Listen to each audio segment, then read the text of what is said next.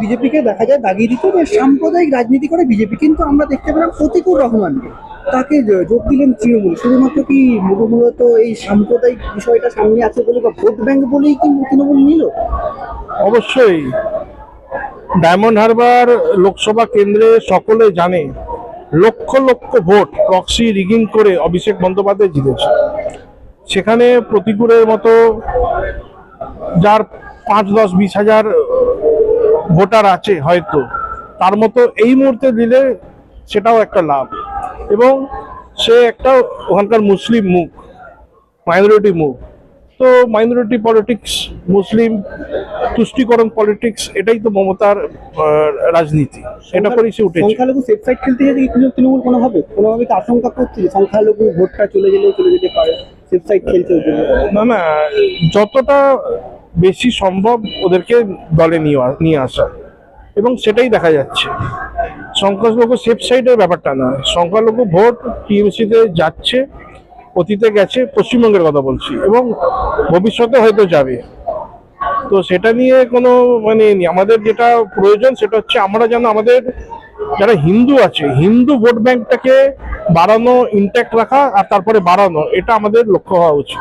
একাধিক জায়গায় দেখা যাচ্ছে মুখ্যমন্ত্রী যেমন দেখলাম যে দুর্গাঙ্গন থেকে শুরু করে শিব মন্দির একাধিক জায়গায় প্রতিষ্ঠা করার কথা বলছেন, ঠিক সেরকম ভাবে দেখা যাচ্ছে যে মুখ্যমন্ত্রী ইফতারে গিয়ে বসছেন। সেই বিষয়টা কিভাবে দেখছেন? মাথায় প্রপারলি পুরো হিজাব বা ওরা যে ওড়না দেয় সেই ওড়না গায়ে দিয়ে বসছেন, সেই বিষয়টা কিভাবে দেখছেন? দেখুন, আমি ওনার এই যে দুর্গা মন্দির বলুন, শিব মন্দির বলুন, কিংবা জগন্নাথ দেবের মন্দির বলুন যেটা দীঘায় হয়েছে, এইগুলো উনি যে করছেন এটা ঠিক আছে। হিন্দুদের ট্যাক্সের পয়সা 99% ট্যাক্স, বেশিরভাগ ট্যাক্সটা হিন্দুরা দেয়, ওটা নিয়ে মন্দির করছেন, সেটা একটা দিক।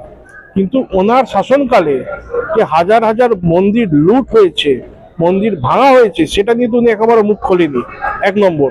দ্বিতীয় নম্বর, রিসেন্টলি 2 জায়গায় হনুমানজি, বজরংবলীর মূর্তি ভাঙা হলো।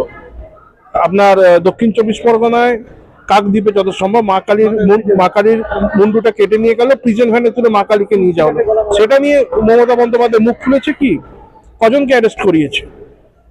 তাই জন্য ওনার এই মন্দির তৈরি করা, এটা হচ্ছে টোটালি একটা ভাওতা, একটা স্টান্ট, বিজেপিকে ট্যাকেল করার জন্য, কাউন্টার করার জন্য, হিন্দু ভোট ব্যাংকে হাত দেওয়ার জন্য। কিন্তু এটা তো উনি ফেল করলেন।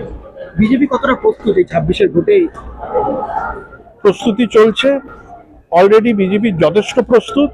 এবং আগামী দিনে পশ্চিমবঙ্গের সাধারণ মানুষ, বিশেষ করে যারা রাষ্ট্রবাদী মানুষ আছে, যারা হিন্দু আছে, তাদের ভোট, তাদের আশীর্বাদ নিয়ে এখানে ভারতীয় জনতা পার্টি সরকার গঠন করবে। কোনোভাবে এই যে আপনাকে বললাম যে দুর্গা অঙ্গন বলুন, জগন্নাথ মন্দির বলুন বা কাল ভৈরব মন্দির করছেন, সেইগুলো কি কোনোভাবে প্রভাব ফেলতে পারে তৃণমূলের পক্ষে ভোটের ক্ষেত্রে? একদম না। তার কারণ মানুষ জানে, প্রত্যেক গ্রামের সাধারণ হিন্দুরা জানে যে তাদের এলাকাতে হিন্দুদের ওপর কি অত্যাচার তৃণমূলের নেতারা করে, এবং জিহাদিরা যা অত্যাচার করে, পুলিশ যা অত্যাচার করে, এটা সাধারণ মানুষ তার ভুক্তভোগী।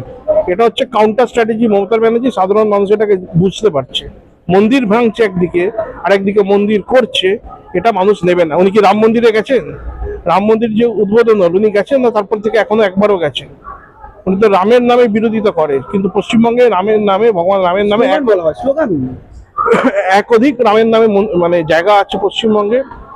রামকৃষ্ণ পরমহংস, তার নামের সাথেও রাম আছে, এবং রামকে উনি বাংলা থেকে সরিয়ে দেওয়ার চেষ্টা করছে। এগুলো তো উনি অসফল হবে।